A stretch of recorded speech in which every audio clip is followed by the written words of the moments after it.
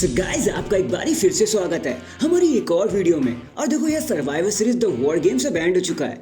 अरे Monday night of तो आज एंड हो गया।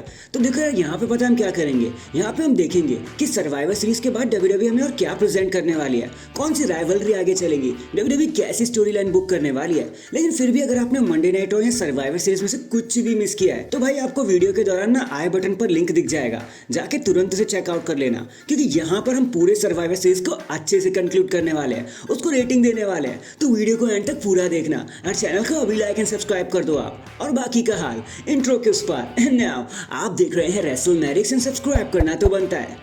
तो गाइस देखो, चीजें शुरू कर लेते हैं। सबसे पहले सर्वाइवर सीरीज के उस माइलस्टोन से जो डब्ल्यूडब्ल्यूई ने एक बार फिर से करके दिखा दिया।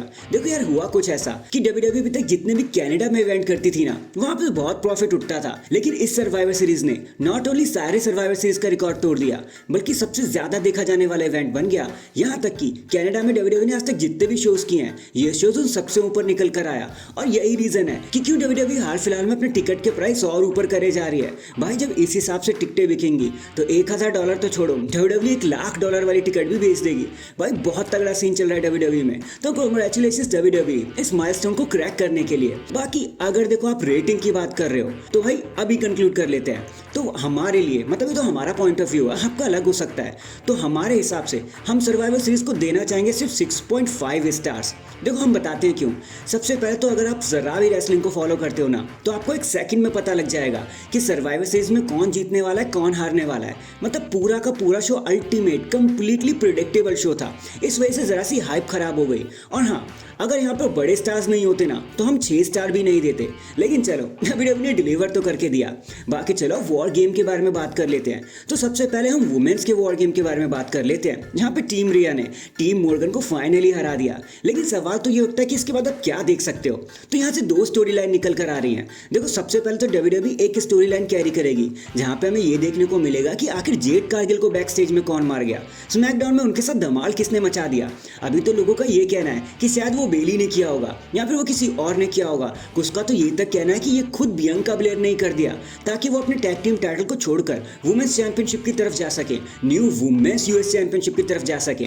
आपको क्या लगता है, कमेंट करके बता जरूर देना। डब्ल्यूडब्ल्यूई इस स्टोरी लाइन को काफी ड्रैग करने वाली है जब तक जेड कारगिल नहीं आ जाती। खैर, अगली स्टोरी लाइन जो यहाँ से आपको देखने को मिलेगी वो टिफनी स्ट्रैटन की तरफ से है। हम जानते हैं कि उनके पास कैसे MITV बैंक रखा है, वो कभी भी कैश इन कर सकती है। और आपने नोटिस किया होगा, जितनी बार भी उन्होंने कैश इन किया है ना, हमेशा उनके सामने नया जैक्स ही लेटी रहती हैं। जहाँ से डब्ल्यूडब्ल्यूई में थोड़ा सा तो हिंट दे रही है कि भाई अगर टिफनी स्ट्रैटन कैश इन करने वाली है ना, तो नया जैक्स के ऊपर ही करने वाली है। बाकी देखते हैं डब्ल्यूडब्ल्यूई ने और आगे क्या प्लान किया होगा। जब वो कैश इन करेंगी वही मजा बड़ा आने वाला है। इसके बाद बात कर लेते हैं दी यूनाइटेड स्टेट्स चैंपियनशिप के बारे में। ज्यादा कुछ बताने को तो नहीं है, लेकिन हाँ, नाकामुरा ने जिस तरीके का कैरेक्टर पकड़ा है, डब्ल्यूडब्ल्यूई ने उन्हें जो थीम दी है, जो जापानीज सेंसेशन बनाया उन्हें, भाई बड़ा मजा आ गया। फाइनली उन्होंने रिटर्न करके टाइटल जीत लिया, वरना डब्ल्यूडब्ल्यूई हमेशा उन्हें फिलर के तौर पर ही यूज कर रही थी। और अब LA नाइट को पता चलेगा कि भाई लोगन पॉल से टाइटल जीतना एक बात है और नाकामुरा से जीतना भाई दूसरी। मजा आएगा नाकामुरा को उस घोस्ट अटायर देखने में। भाई मुझे तो ये बहुत पसंद आया। आपको क्या लगता है बताना जरूर। नेक्स्ट अब बात कर लेते हैं दी इंटरकॉन्टिनेंटल चैंपियनशिप के बारे में। देखो मुझे मैच से तो कोई कंप्लेन नहीं है, बिल्कुल सही हुआ। मैच के बाद हमने शेमस के बैटल स्कार्स भी देखे, लेकिन प्रॉब्लम तो यार ब्रॉन ब्रीकर के साथ है। और सिर्फ हमारा ही नहीं मानना, बहुत सारे लोग भी ऐसा ही मानते हैं और बहुत सारे एक्सपर्ट्स का भी यही कहना है कि ब्रॉन ब्रीकर भले ही स्ट्रॉन्ग जरूर है, लेकिन फिर भी वो इंटरकॉन्टिनेंटल चैंपियनशिप को हाइप नहीं दिला पा रहे। पता नहीं क्यों टाइटल उनके पास अच्छा नहीं लग रहा। यहाँ तो वो बड़े टाइटल के लिए बने हैं, यहाँ तो वो तैयार नहीं है। अब पता नहीं डब्ल्यूडब्ल्यूई इसको फिक्स कैसे करने वाली है, वरना अंत में डब्ल्यूडब्ल्यूई आपको पता है क्या करती है, वो टाइटल इनसे ले लेगी और फिर से डेवलपमेंटल टेरिटरी में ठोक देगी कि भाई NXT जाके सुधरो, जैसे बैरन कॉर्बिन के साथ हुआ था। हम नहीं चाहते कि ब्रॉन ब्रीकर के साथ ऐसा हो। तो होपफुली डब्ल्यूडब्ल्यूई जल्दी से इस चीज को फिक्स कर लेगी और ब्रॉन ब्रीकर इंटरकॉन्टिनेंटल चैंपियनशिप को गंथर की रेस तक लेके जाएंगे। बाकी लेट्स से आगे क्या होता है। और अब बात कर लेते हैं दी वर्ल्ड हेवीवेट चैंपियनशिप के बारे में, जहां पे हमने देखा कि सर्वाइवर सीरीज में कैसे गंथर ने डेमियन प्रीस्ट को हरा दिया। लेकिन ना जी, फेयर कंडीशन में नहीं, वहां पर फिन बैलर आए थे। हमने आपको बताया था डेमियन एंड फिन के बीच की दुश्मनी अभी खत्म नहीं हुई। मैच के बाद भी डेमियन प्रीस्ट ने अटैक कर दिया था फिन बैलर के ऊपर। हालांकि जजमेंट डे की मदद से से फिन बैलर ने दोबारा पीट दिया डेमियन प्रीस्ट को, लेकिन स्टिल दिक्कत तो वहाँ पे है ना। यहाँ से दो चीजें निकल के आती हैं। सबसे पहले तो अब डेमियन का जो रास्ता है ना, अब वो गंथर साफ कर देंगे। गंथर एक नए चैलेंजर की तरफ जाएंगे और आज हमने मंडे नाइट रॉ पर देखा कैसे फिन बैलर ने गंथर पर अटैक कर दिया। तो हम जानते हैं वर्ल्ड चैंपियनशिप के लिए अब अगले कंटेंडर है फिन बैलर, जिनको परेशान करने डेमियन प्रीस्ट जरूर आएंगे। बाकी लेट्स सी अब आगे क्या होता है। गंथर अपने टाइटल को अपने पास रखने वाले हैं, फिन एंड डेमियन साथ में क्या करेंगे उसे देखने में बहुत मजा आएगा जब ये दोनों जजमेंट डे के भाई एक दूसरे को खत्म करने की सोचेंगे। एंड फाइनली गाइस अब बात कर लेते तो मेगा मेन इवेंट के बारे में, जिसने सर्वाइवर सीरीज को पूरी तरीके से हिला के रख दिया, जिसकी वजह से इतनी टिकट भी तो बिक गई महंगी महंगी। और वो मैच है team Roman versus team solo, जहां पे टीम रोमन ने टीम सोलो को हरा दिया।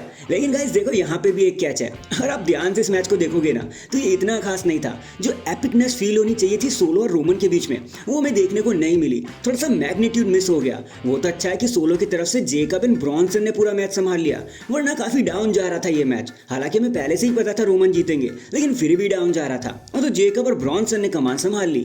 इस मैच में हमने एक तरीके की स्टोरी लाइन देखी कि कैसे पहले सीएम पंक एंड रोमन और बाकी सारे टीम लोग एक साथ काम नहीं कर रहे थे, सबने अलग अलग एंट्रेंस मार दी। लेकिन फिर पॉल हेमन के समझाने से सबको समझ आया, लोगों ने एक दूसरे का साथ दिया और फाइनली जब 5 लोग एक साथ मिल गए ना तो एक घूसा बन गया और सोलो को खत्म कर दिया। लेकिन यहाँ से आगे क्या होगा, दो चीजें होंगी।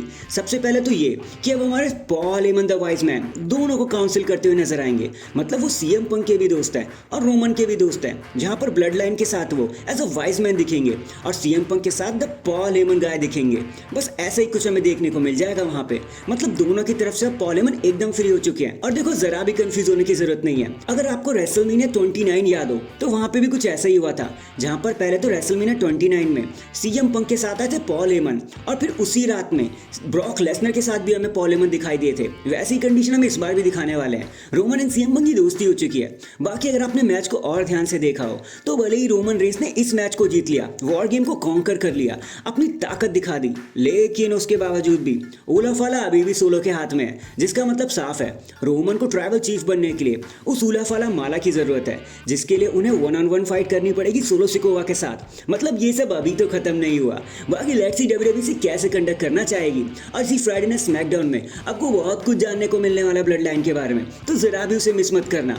So that is it guys, अभी के लिए तो बस इतना ही। आपको क्या लगता है ये जो हमने रेटिंग दी 6.5 की, क्या आप उससे सहमति रखते हो या फिर आपकी नजरों में ये इवेंट कुछ ज्यादा ही अच्छा था या फिर बहुत खराब था प्रिडिक्टेबिलिटी के चक्कर में? कमेंट करके जरूर बताना। एंड अगर चैनल पर नए हैं तो चैनल को अभी लाइक एंड सब्सक्राइब कर दो। बाकी मैं मिलता हूँ आपसे किसी और अपडेट के साथ। अब तक के लिए अपना ख्याल रखें और खुश रहें।